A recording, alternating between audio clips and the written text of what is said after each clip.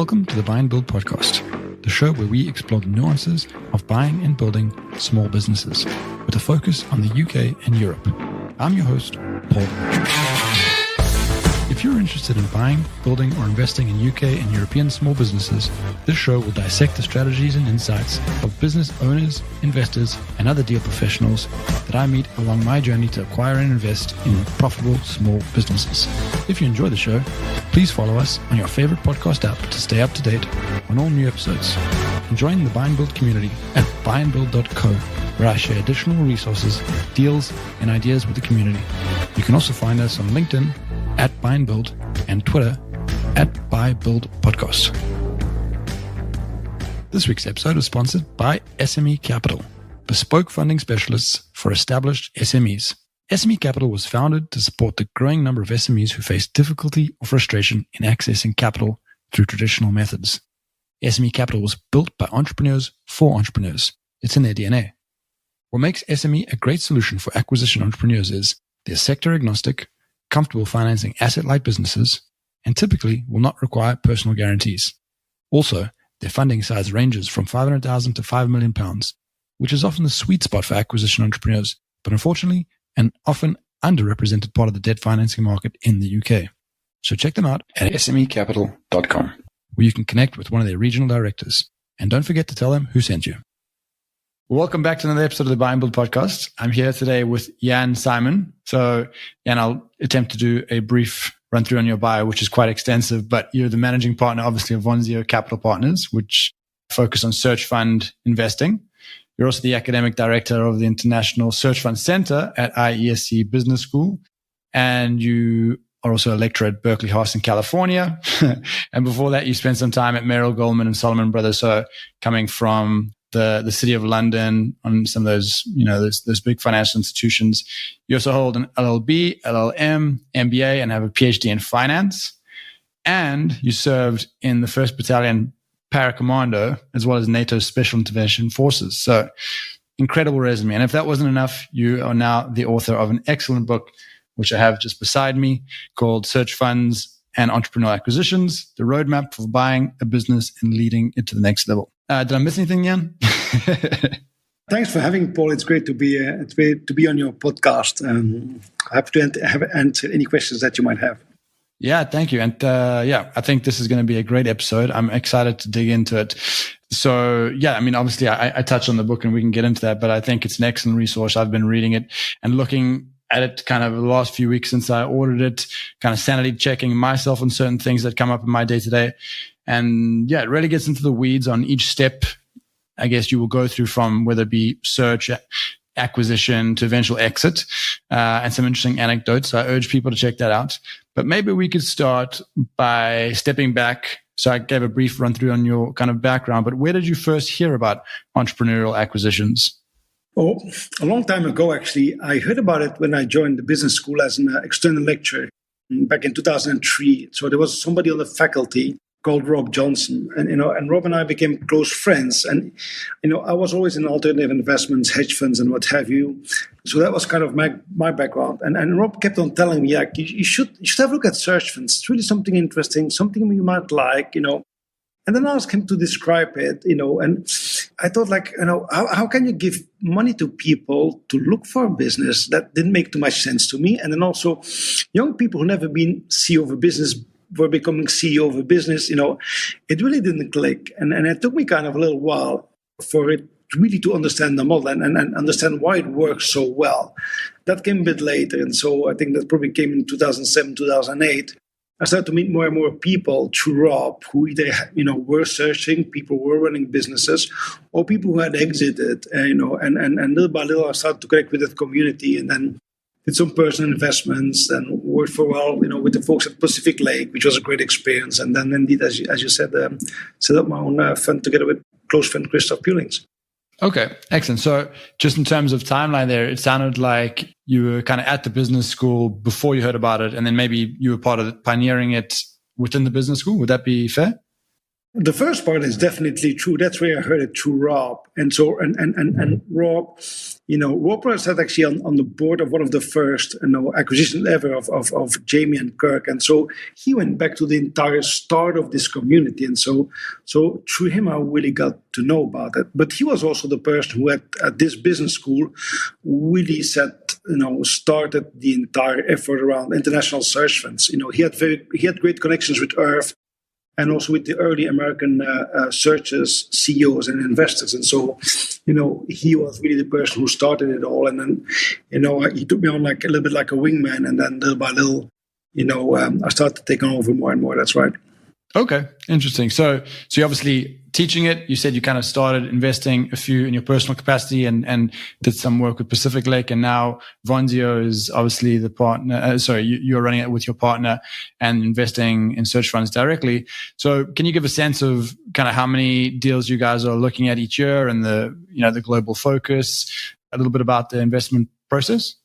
So we invest in about 20 searches a year, and we probably do about 10, 12 acquisitions a year. That's a bit our running rate at this stage. So we indeed have a global focus, and we were the first one to do so. We're actually the first fund outside the United States. And so my business partner is really, he comes from a strategic background. He was a co-founder of Delta Partners.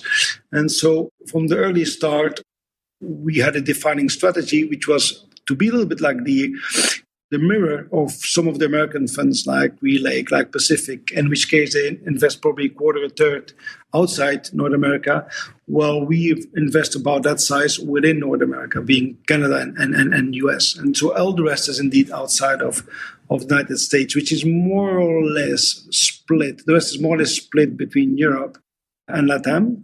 And then we have a couple of, we have an investment running in South Korea as a search. We recently did an acquisition in Australia, looking at the second acquisition in Australia. But I would say 80 to 90% of our, investments are in about 8 countries now, which is Canada, US, Colombia, Brazil, Mexico, Germany, UK, and Spain. And again, the other 20% will be outside that. But that would be our core. Okay, got it. Interesting. So obviously search fund is one flavor of entrepreneurial acquisitions. And for people listening that may not know about it, I guess I can just give my high level definition, correct me if I'm wrong, but it's basically an entrepreneur will raise search funds to cover their search costs, or a search fund to cover the costs for on average 2 years. And then if the entrepreneur does end up closing on an acquisition, typically a large percentage of those investors will follow on and invest in the target. And then that initial investment steps up into the acquisition at 1.5 times. And then the entrepreneur typically would get up to 25% of the equity over 3 tranches.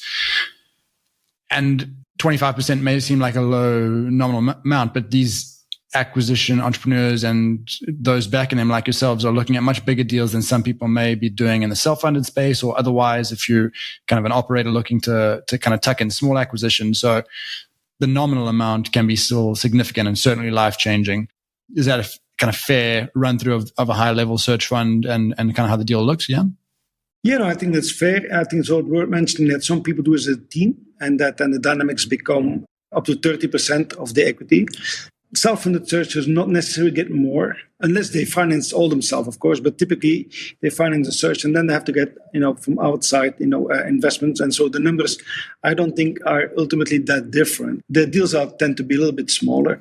I think that's an important thing to say. And if you think about it, and that's almost a crazy think about it. So here are a group of people, typically 12 to 16, who you don't really know, who are willing to believe in you for 2 years on their dough, on their money to find a business. And if you do that and they like the business, they then give money for you to acquire it. So you don't put in any money whatsoever, nor the search nor the acquisition. And if things go well, you walk out as the biggest shareholder. So that's why in the beginning, I know my brain had a little bit like, how does this all work? I like to do that too.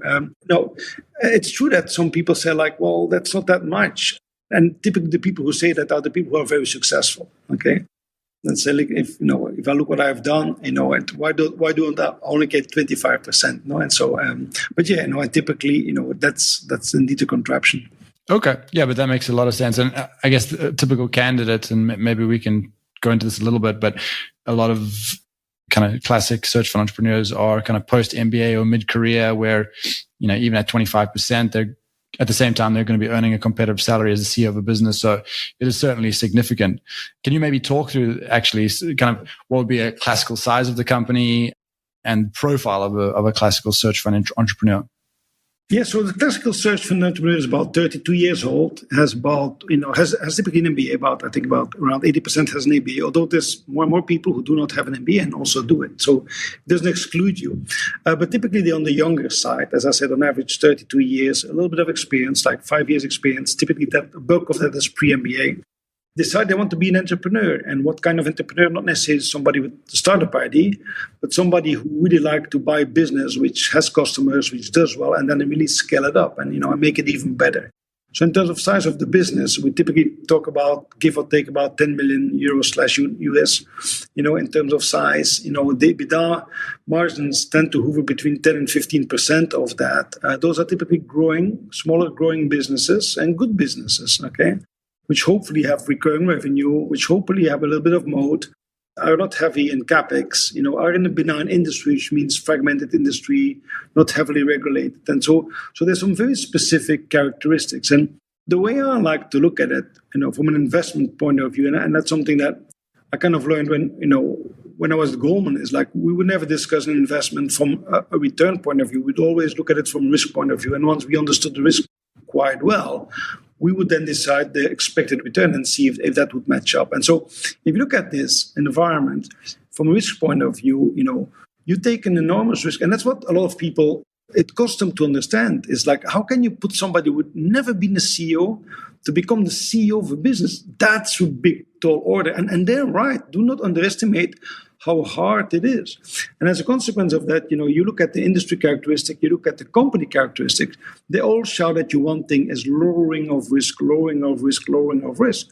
And so that's why this model works incredibly well, at least so far, is because, you then move this great company in this nice industry 5-7 years forward. You're still in a good fragmented industry which is growing, okay? But now you have a seasoned CEO. And so that's why those returns which turn around 30% annualized, okay, which you will not find on a consistent basis any other asset class, that helps to explain partly that model.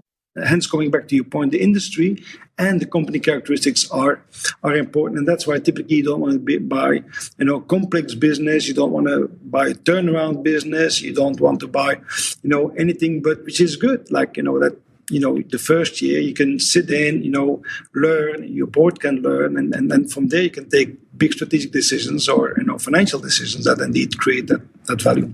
Yeah, very interesting points there. I think often, if you're kind of more in the entrepreneurial mindset, you don't perhaps think about search funds as an asset class, but I think risk-adjusted returns are pretty compelling. And I think you touched on there 30% annual returns. I don't know if that's kind of global or US or international, but how that fits in the risk-return spectrum, I think there's not many asset classes, perhaps not even one, that can compare on a risk-adjusted basis.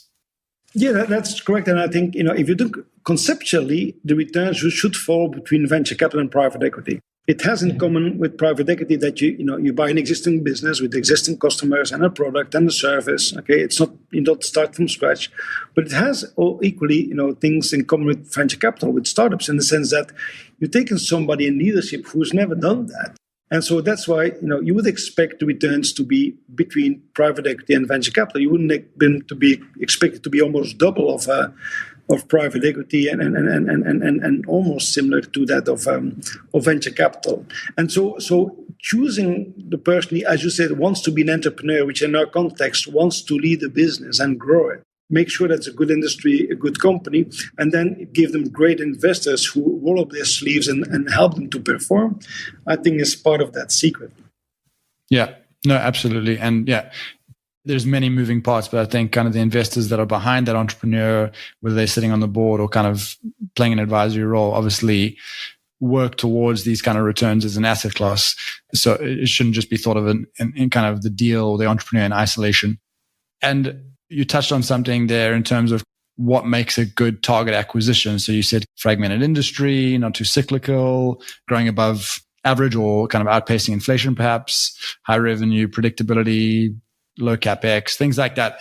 Can you give a sense of what that might look like? Obviously, there's countless examples, but what might be like a classic example of something that would fit this criteria? You mean kind of in company, the type of company? Yeah. Typically, if you think about growth, what growth typically does, it really solves a need rather than a want. Okay, want will typically go to fads. It's like fidget spinners and stuff like that. Great, and then 6 months later we want kind of other things. And instead of selling fidget spinners at £20, you sell them at £0.50. No? But that's not the case if you address a need. Okay, and so instead of looking at those characteristics, which of course are good, it's often worth thinking about, what are the big needs in the world? What is it changing in the world? How is the world looking like? And you see things like an aging population. You see things like security issues. You see things like, a disappearing middle class. You see things like climate change, okay? And so those are not things that are going to change or will change over the next 2 or 3 years. Those are long-term trends, okay? And so within those, you have different, healthcare will address, for instance, the aging, population, okay? And so the Pfizers of this world and the Novartis of this world, they'll be part of that solution in terms of drugs, okay? But there will be a whole bunch of other sectors and subsectors, okay, which will solve smaller issues in the large scale of things. Like, what are you going to do with the grandparents? What are you going to do with the parents? You're not going to take them in-house. They will need some drug administration. They don't necessarily want to go to senior housing. So what you see is, for instance, the nursing, the home nursing, in certain countries, that is a really fragmented industry. In other countries, it's not anymore. But in a lot of countries, it is. And you can so see that this is a space that private equity will play because, for instance, that's what we see in the United States. It is not the case yet in other industries. And in other industries for private equity, it becomes a little bit difficult to play that because it is too fragmented at this moment. So if you buy one of those companies, a good one, you take 2 or 3 years to learn it, to grow it, to streamline it, to put in your own leadership, to culture. And then you start doing a couple of acquisitions, okay? And instead of having a company from 8 million of sales, okay, and 2 million in EBITDA, you've now grown into a company of 30 million of sales, partly on growth because the industry is growing and partly to acquisitions. All of a sudden, when private equity wants to play in that space, you will be an ideal target for it. Okay, and so this is just an example of it because there's 2 things that I found searchers often don't think of. One is what is my own competitive advantage? Who am I? Okay, and so when I go to sit next to a seller, a potential seller, and I'm not really excited because I don't have any special skill, in this industry, it becomes a little bit more of a tougher sell. If this is an industry where your advantage, your competitive advantage, your skills connect well with, that is really a massive step. And I find often when people ask the question, which company do I go for? They don't ask that question. And the second one they often don't address is, what is a potential exit? Because all those characteristics that you've been mentioning, Paul, there are a lot of industries which have those, okay? But you take a company, you triple it in terms of sales, nobody will buy it from you. There is just no interest from private equity or from strategic to buy it. And so that's often something that we have to ask the searchers, like, okay, fine, you like this company, it's good numbers. What are you going to do with it, and who are you going to sell that to? And too many times the answer is private equity. But if private equity is your only potential exit, that's not good enough. You always need kind of a strategic reason why a strategic would buy. Of course, you probably will sell it to a private equity, but there's only when there's competition between strategic and private equity. Even if the liquidity window closes in private equity, if there's a good strategic reason for strategic to buy it, you will have an exit. And so we help people to think around those strategic issues, also at the moment of acquisition. Yeah, and probably something as an entrepreneur not thinking that far out yet, but something you probably should be thinking of, especially if you're taking on outside investors. So very key point. So you touched on something there, Jan, your experience matching the sector you should buy in, but then also buying in a sector that is growing. There's also the component of recurring revenue. So all of those things kind of have to align. I mean, you don't necessarily have to have recurring revenue, but some kind of predictive or revenue predictability is nice to have. Have you seen successful acquisitions kind of in less attractive industries or companies with less favorable characteristics, like maybe a B2C retail business, or kind of you see these FBA aggregators getting more popular now? Have you seen successful deals done in the space?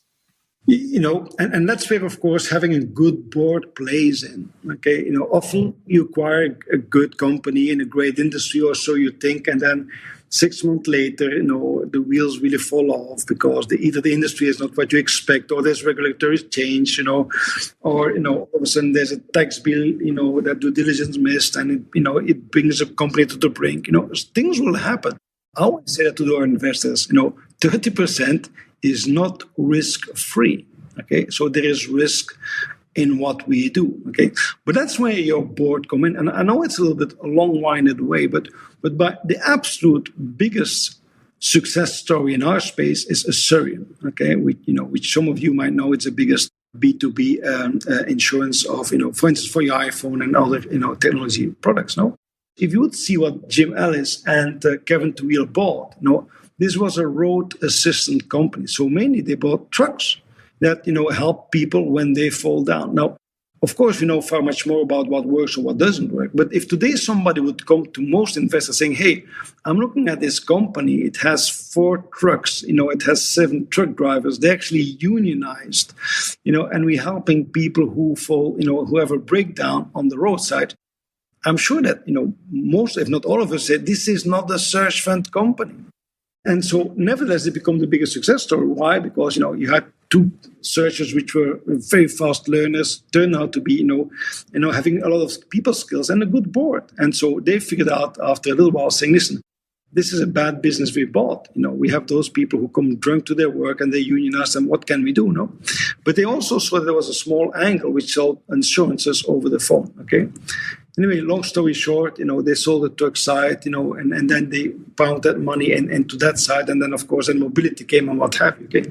But I think that's as much important to see that, just ticking off the box without you understanding, like, what is really the mode of this business and how can I make this mode bigger?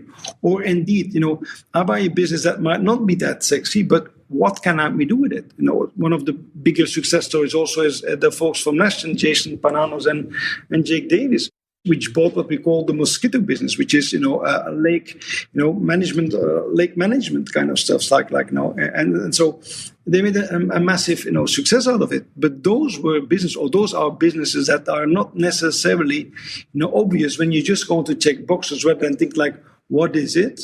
How is the world changing? What can we offer and what can we do with it? And can we make that more bigger? And, I also have it in the book. That's one of the things I like about what Buffett said, we don't look at numbers too much, but we like our CEOs to understand what is the mode of the business and make that bigger. And if you do that, value generation for all stakeholders tend to follow. Definitely for the shareholders will follow. And so it's another way of looking at it, which brings you back to the question, what if it's not recurring revenue? What if it's not really growing industry? Okay. It just means that, you will have almost to make a little bigger, stronger case for that. The onus for that lays on the searchers. And there's several instances, for instance, we were one of about 10 or 12 who bought a company in Colombia that actually sells Mexican food products within Colombia, and mainly white label. And so we looked at it and we said no.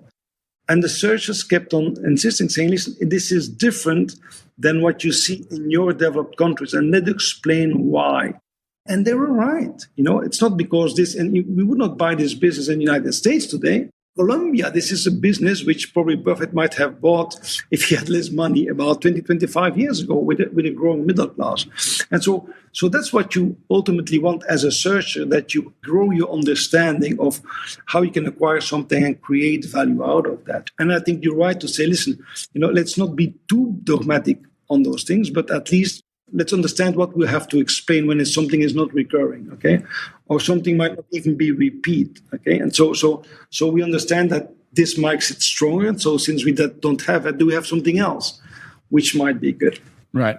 Yeah, and there's so many other, those are excellent points. I think there's, if I think of it, I know you have the quote, I'll paraphrase it, but you want to buy a wonderful company at a fair price, not a fair company at a wonderful price. Something along those lines. It's a Berkshire quote. I guess that speaks to that. So maybe even if it's a great company, but it doesn't tick all those boxes, if it's still a fair price and there's clear moats that you can kind of build upon, then it doesn't have to have, recurring revenue, all those things necessarily, but you can kind of build on that moat and still pay a fair price for it. That can be good enough. And to your point, Paul, I think it's also because I know amongst your listeners, there's not only search fund people, okay? There's also people who do self-funded searches, okay? There's also people who do sponsored search. So there's a whole wide range out of that, and what I would say is try to find the formula that works for you, because there's other type of investors that do not expect 30% returns, for who 15, 20% is a great return. And so if that is the case, you might buy a business that is pretty mature in a mature industry, which you can leverage a lot since it produces a lot of cash, and that can make you happy, that can make your investors happy. Yes, you might not have the 30%, annualized return, but it's important to see who you are, and what you want to do. It's like being a coach. You're a coach. You really the coach of this project, and so you have to decide which players do you want to have in your team to play a certain kind of basketball or hockey or football. Okay, and so that's why that due diligence about who am I, what do I want to do, is such an important one. And so you can buy great business. If you say I want to buy a surf shop in Huntington Beach and be a surf dude half of my time, you can do that. You cannot do that with the type of investors that search funds want to do, but you can do those kind of things. And this is your life. And so align yourself with people who understand the project that you want to achieve, and then execute on that. Yeah. No, fair enough. I think there's different flavors, and you got to find what fits you. So the book obviously covers the whole journey of, I guess, starting from acquisition to closing an acquisition to eventually exiting. And depending on whether you're taking self-funded or funded or whatever route you're taking, a large portion of that is searching for the fund. Well, normally a large portion of time is taken searching, and that's a job just in and of itself, and it can be quite a challenging one, as I can attest to. So what are the common pitfalls that you see for people that are searching, or maybe even best practices to increase probability of closing an acquisition? Because oftentimes, it's not an insignificant number, people just fail to acquire. And whether that be if they're funded, the time runs out, or if they're self-funded, their money runs out. So there's different ways you could kind of fail to search. But what are some of the best practices you've seen? No, I think it's failing to understand that this is a learning journey. Okay. And so it's almost like I said the other day, it's almost like a growing child. And so when your child is 6 months, it should have a certain height. When you go to the doctor, you have kind of those scales, and there's kind of a range. And if it's in there, it's fine. And if it's 12 months, it's, it should be there. And if it's 24 months, it should be there. It's not different here. So when surgeons come to us after 6 months, we expect them to be them a certain way. We expect them to typically have forgotten about their PPM and come with really, really shitty businesses. Okay, and if the first time you invest in search funds, you might get worried about this person, but it's kind of the normal process. People after 12 months, there seems to be something magical happen after 12 months, because the type of businesses that we get to see from our searchers, or where they are at month 11 versus month 13, is just massively different. Okay, so and why is that? Is because there's learning in the process. And I think where people fail, if people fail, is because they haven't got that learning. Okay, that they at month 12 they still do the same things at month 3. At month 18 they still look at the same type of business as month 3. Okay, there has been really no learning, and I think it's important to see that the search has two objectives. Okay, it's to find that business, but it's also to become ready to become a CEO. And so most people, if they would find a great business and they won, I think most investors would have it difficult to invest in it because they wouldn't see the person as CEO already. And so that's also related to that people might get good businesses, but after 18 months, the investors don't think that the person, has really grown into become a CEO ready candidate. And so that might be another reason why they pass. Okay. And so that's why, if you are a team of searchers, I think it's good, at least that's our advice, every 3 months, take a day off. Half of the day, you brainstorm how to improve your process. And the other half of the day, you really use to give each other, constructive feedback. Okay, and start getting better at that, because it's going to be important once you see also to give people feedback. No, and for individual searchers, we say have a group of other individual searchers and have like a 2-hour Monday morning call, say what you've done, what you will be doing, and hold each other accountable. Okay, so you have to force a way that learning comes naturally. I would think that would be the biggest one. The other two, I think, would be the fact that people spent too long on a business that was never for sale anyway. Okay, and so there you kind of, holding the hand. You have a person, a potential seller who's a bit lonely and spends time and likes to meet up with you, but is emotionally not ready to sell a business. And again, you want to buy a good business. So, people don't sell good business at a fair price unless they really want to sell. And so some people are not emotionally ready, and send you spending time and time and time.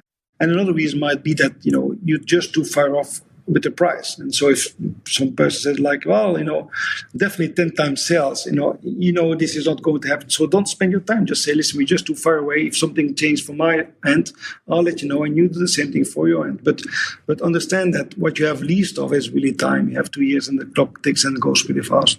No, absolutely. I think getting to know quick is probably... I find it difficult sometimes as kind of an optimist. Again, most entrepreneurs are probably optimists, but you always kind of want to see the light where there may not be any light. But getting to know quick can be a very efficient use of your time. Yeah. And that's why, as long as you just, meeting and having drinks, okay, it's difficult. But once there is an LOI, hold them accountable, because in the LOI, it says what you expect from them. And so that's where all of a sudden they have to make an effort. And that's often a good guidance to see if they're serious about it. If they're dragging their feet, it's not a good sign. If they're really ready to sell, they'll make the effort and taking time out to get those numbers to help you in the due diligence. Yeah, no, absolutely. And on that kind of seller and buyer relationship, do you have an opinion on kind of owner transition, or either owners or sellers rolling equity? Do you have a preference for one or the other, or is it kind of case by case? I like rolling equity and connect with that, in the SPA, the reps and warranties. And rather than rolling equity, I even like more rolling debt kind of stuff. Because, we've seen on several occasions where we've done that, and then something falls out of the cupboard. It's so easy to say, well, we owned you $1.5 million, okay? Here the SPA is clearly broken. Now there's $500,000 that we won't give you back. It's far much easier than all of a sudden have to claim in the courts that $500,000 that. And so I like that a lot. It helps with your leverage. They're subordinate to the bank debt anyway. And so I like, in terms of rolling equity, I don't have too strong of a view on that.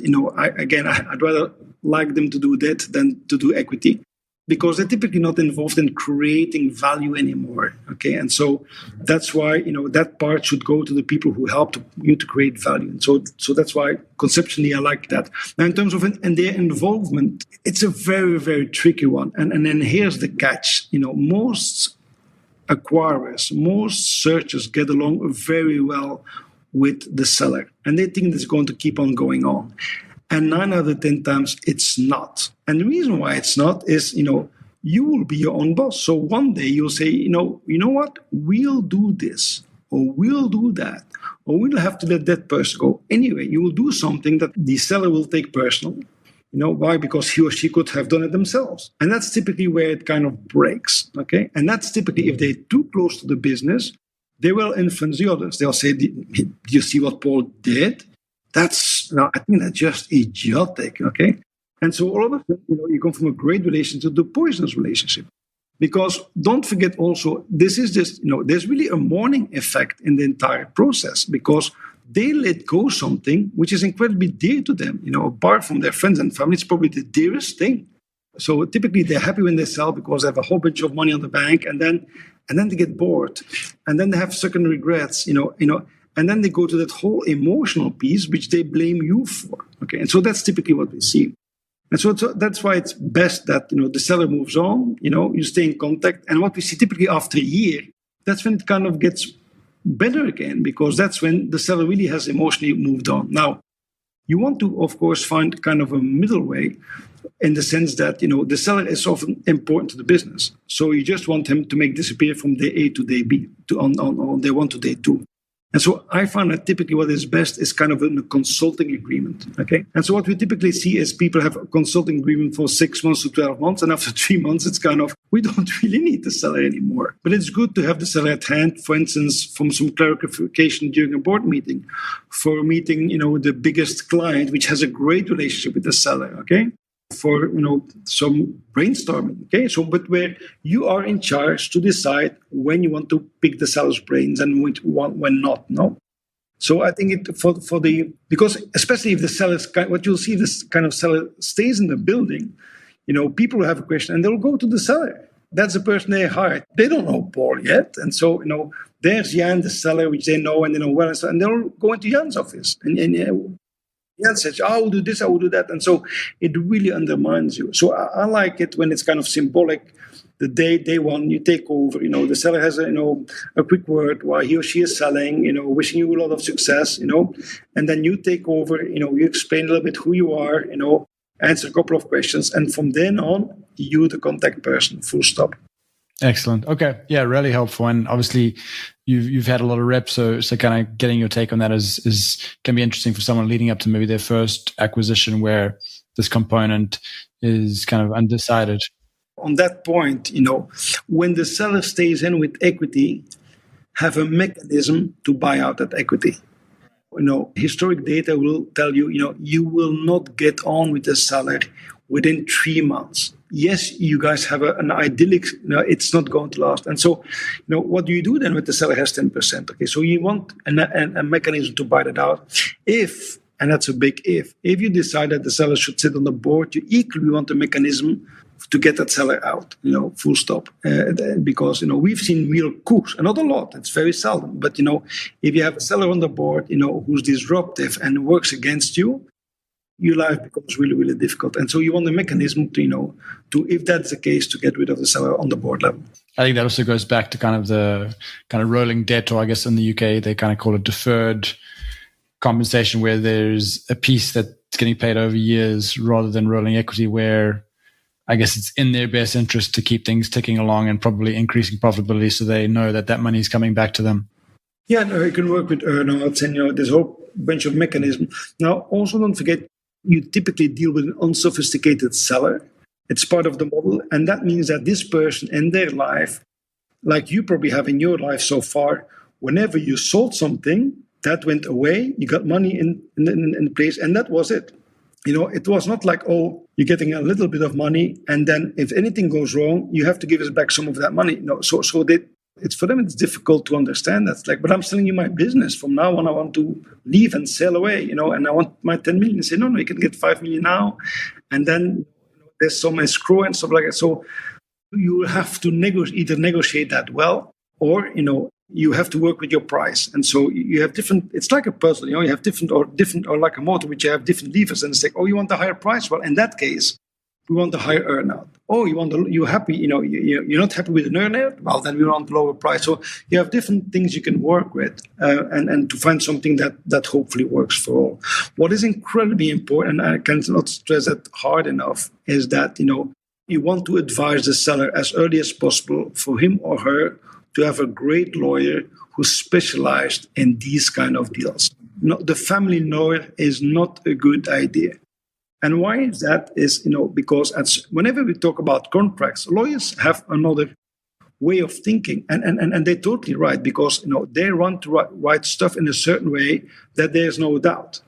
And so if you do that, that means that what you write down does not assume trust. So for sellers, that's incredibly hard. Now, first of all, especially in our model said, create a great trust between you and the seller, so that the person trusts selling her or his business. And then all of a sudden, those contacts come in, which are void of trust. Okay, and so that's why you want to do two things. You want to prepare the people for that, saying, listen, okay, you will now have an SPA, will now have an LOI, okay, and you will see, I can guarantee you'll be surprised, because it's going to look very cold. So that's why it's important that you have somebody next to you who advises you and tell you what is right and what is not right. And that's what you should do. The second thing, whenever you don't feel comfortable with something, you and me sit down and we have a beer. No lawyers involved. And you tell me what you want to be addressed, so that you keep on having that relationship which is based on trust, and prepare them for that, okay?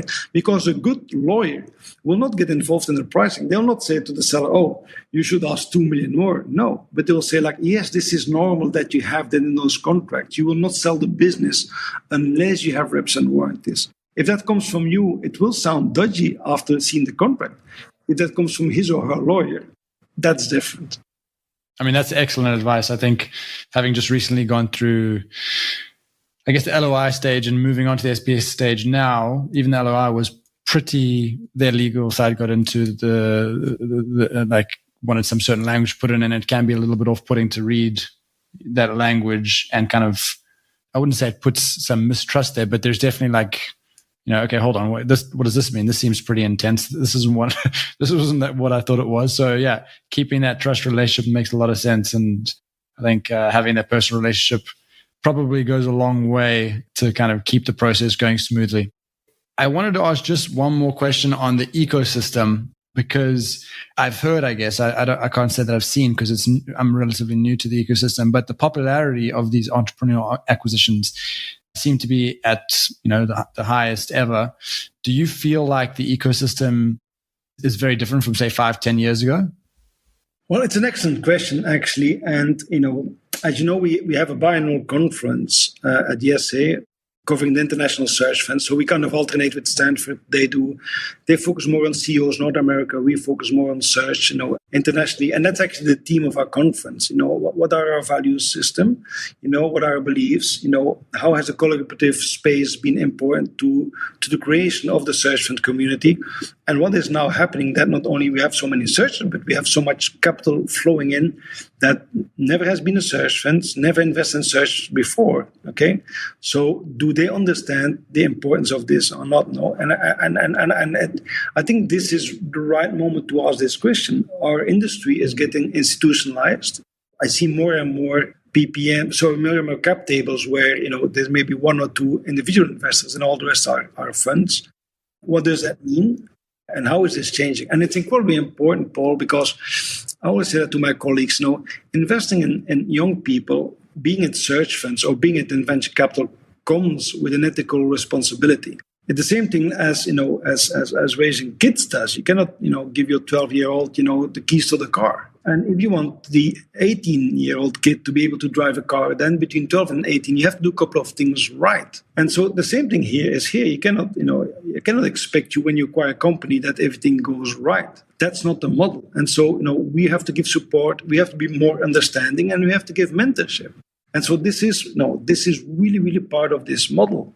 Earth, from the very early days had it very, very clear.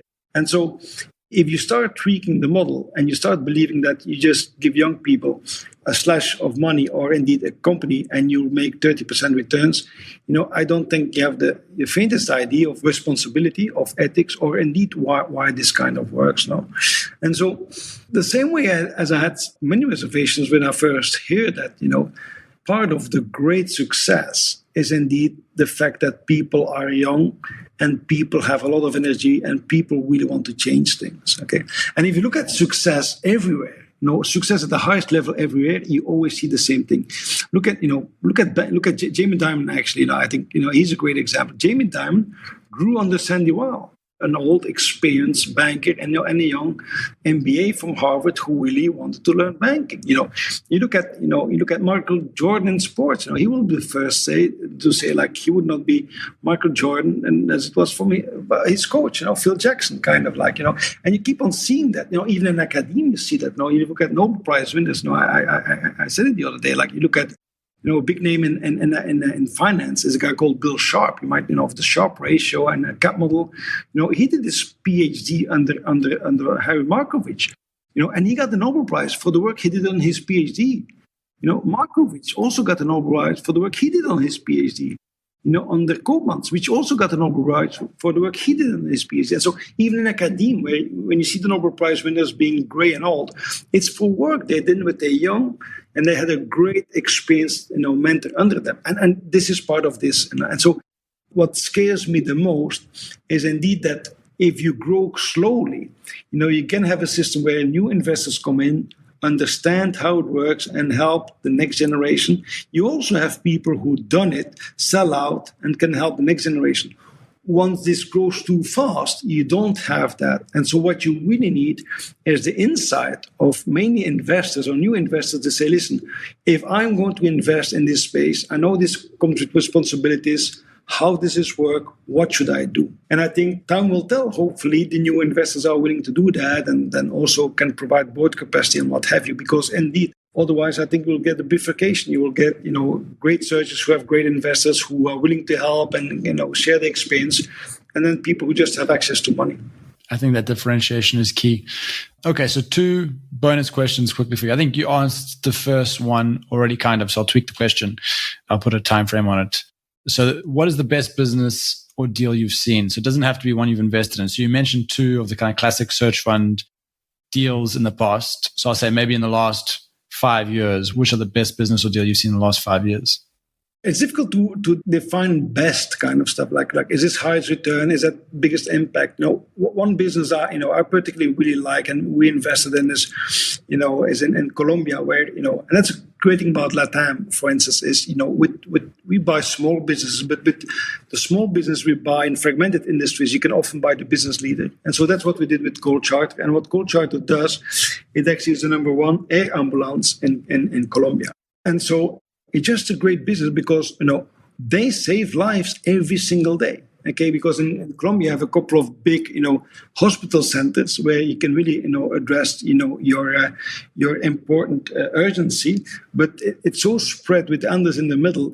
Most of the people would die if it wouldn't be for companies like Gold Charter. And so when those folks took over, they had about 18% of the market. They now have 31% of the market, 32% of the market, and they just bought the number 2, which has 18%. So together they have about 48% of the market. And it's great to be involved in a business like that, where you really make a difference, real difference for a lot of families. And you see 2 great searchers with their heart in the right place, but also with their mind very managerial thinking, who really want to install great culture in the company. So and I actually sit on the board of that, and so that's the kind of business I really like, because it's all about purpose, And we had a webinar last week, I think, about impact investing in search funds. But if you can buy something which either you have a passion about or either has a great purpose for you, it's going to be almost difficult not to do well, because if you do things in the right way with those type of businesses, the moat and the value will kind of follow. So those are the kind of business I personally like. Now, I run a fund, and so that means that we run a fund. Christoph is as much involved than I am, and so we invest in companies that we think are going to be great for our investors. And so the purpose, if that coincides, that's great. But if the purpose doesn't coincide, that's fine too. Okay, so we have a mandate. And then you have the second question. So yeah, the second one is.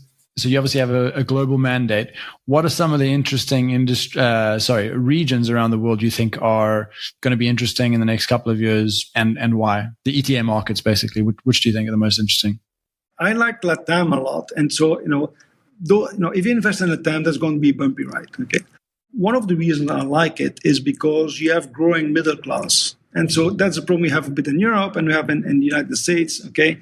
We have a shrinking middle class, with all the political, social, and economic problems that go with it.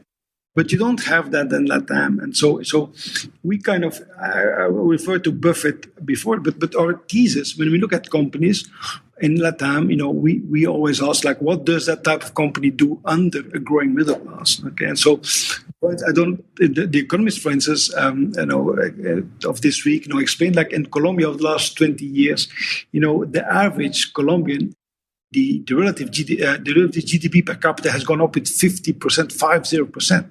And on top of that, you have a growing middle class, and so for these fragmented industries and small companies, that really does wonders. So I like that area a lot. The big question mark is, of course, Asia. There's very little search fund incentives. I said there's one in South Korea, which we invested in. So there was another one in Japan, which recently acquired. But there's very little activity, in Asia at this moment. And I assume in the next 20, 30 years that's going to change also. So that's also, but that's on the macro level. Like, if you search that comes with an opportunity, my Salomon Partners, we already get excited. It's so different. As I said, I used to work for some big American firm, but that was always in public equity. And so you get intellectual satisfaction, of having great investment thesis and implementing that, but you never had emotional satisfaction. And that's the big difference with, helping young people to get their break and growth. I don't think there's anything better than that.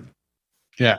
absolutely. Well, this has been excellent, Jan. I know we're coming up in time. It's been really insightful. We've also discussed a lot about the search fund model and entrepreneurial acquisitions broadly, but I think the book, I touched on it earlier, is something every searcher really should have beside them during their search. I think, whether it's what to include in your LOI, I just read through something this morning about common biases during due diligence, given that's kind of where I'm at right now, how to construct your board. All of these things is really, really interesting. And kind of I find myself going back and forth depending on what I really need to think about it at any certain moment. So it's a great, great book. But perhaps, I'll give you the mic if there's anything you'd like to leave with the audience or any advice, ways to reach out to you or the team, anything in the book that's worth noting that maybe we haven't touched on, please, I'll hand it over to you. Well, thanks for that, Paul. So first of all, for the people who are thinking about doing this, talk to as many people as you can.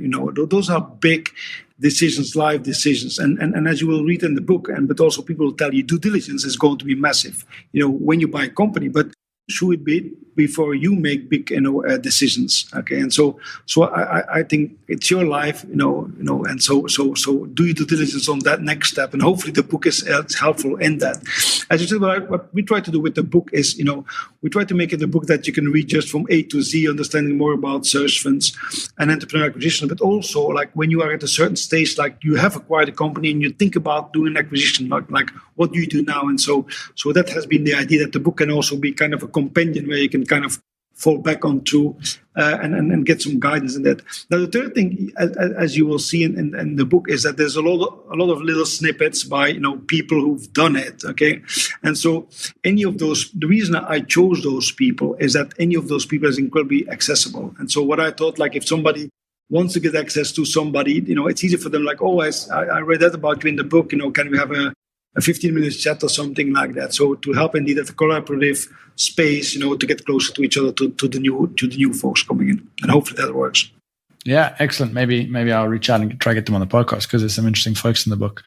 Again, thank you very much for the time, Jan. This has been excellent. I really do appreciate it, and I urge everyone to go out and get the book. It's really, really interesting and helpful. And yeah, hopefully somewhere down the line, Jan, we can catch up again. And I'm sure I'll definitely stay in touch, regardless outside of the podcast. But thanks again for coming on. It will be a pleasure, Paul. Thanks for having me. Have a great day, folks. Thanks for joining us for this episode of the Buy and Build podcast. If you enjoyed the episode, please follow the show on your favorite podcast app to stay up to date on all new episodes. If you would like to support the show, please share it with others you think might be interested. You can also join the Buy and Build community at buyandbuild.co, where we plan to share additional resources and ideas with this community. You can also find us on Twitter at Buy and Build.